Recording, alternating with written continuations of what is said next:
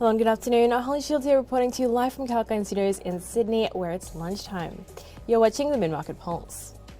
Australian shares were trading near the day's low by the mid-session as increasing curves across the globe to maintain the spread of Omicron COVID-19 variant weighed on the market sentiment, which was also dented after the downgrade of China's largest property developer, Evergrande Group, was low following a default on an offshore bond deal. By the afternoon trade, the ASX 200 index was down 34.60 points or 0.47%. The benchmark opened lower today following weak cues from the US and European markets, which declined as much as 0.5% during the session so far. Then on the sectoral front, 10 of 11 sectors were bleeding in red, led by IT. The tech sector extended losses for the second day and was down 1.5% by the mid-session.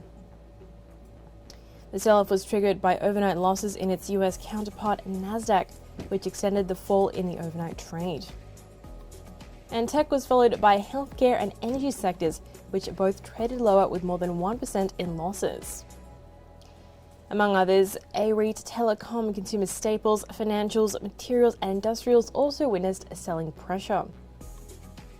Meanwhile, the utility sector was the only gainer among the sectoral indices, trading higher by 0.5%. In terms of stocks, the top loser on the ASX was BNPL major Afterpay, which traded lower by 3.9%. Following close by was Whitehaven Coal, Zipco, Eagers Automotive and AMP.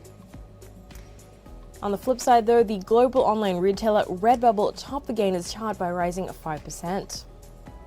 Others on the winners side include Iluka Resources, NIB, Perpetual and IGO. Shares of Fortescue traded 0.5% lower by the mid-session after the miner announced a leadership change. Fortescue's CEO Elizabeth Gaines will step down and move to a non-executive director role to become the new global green hydrogen ambassador. Gaines will be assisting with the selection of a new chief executive to lead the development of Fortescue, particularly as it moves from an iron ore pure play to a diversified renewables and resource group. And shares of lithium developer Vulcan Energy Resources traded flat following an announcement that it had acquired a geothermal renewable energy plant. The company has acquired a 100% stake in an operational geothermal energy power plant in the Upper Rhine Valley at Insheim, Germany. The deal was sold for $49.8 million. And with this, Vulcan has established itself as an operational renewable energy business, and it's set to use a portion of its proceeds from a recent capital raise of $200 million to purchase the plant.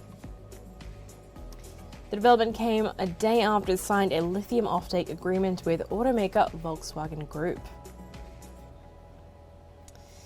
And then in the travel space, Apollo Tourism and Leisure shares surged 23% after it proposed a merger with New Zealand Stock Exchange listed Tourism Holdings. The deal will see Apollo shareholders receive one Tourism Holdings share for every 3.68 Apollo shares owned. And following the completion of the deal, Apollo shareholders will own 25% stake in the combined entity. The Apollo board is unanimously recommending the deal to shareholders, and both companies are highly complementary businesses, which together will create a leading diversified travel company across the key markets of Australia, New Zealand, North America, UK and Europe. And then in the banking space, shares of Westpac Corp traded 0.4% lower after the lender extended the timetable for its share buyback until February next year. The bank had shifted the buyback timing, citing that it may allow it to purchase one more stock than expected. And last month, Westpac said it would launch a $3.5 billion off-market share buyback. And on Friday, it said the recent fall in share price made the rationale for buyback even more compelling. The bank's share price has fallen about 18% since early November. Well, that is all for now on the Mid-Market Pulse, but stay tuned to Kalkine TV because we have many more shows lined up for you today. This is Holly Shields signing off.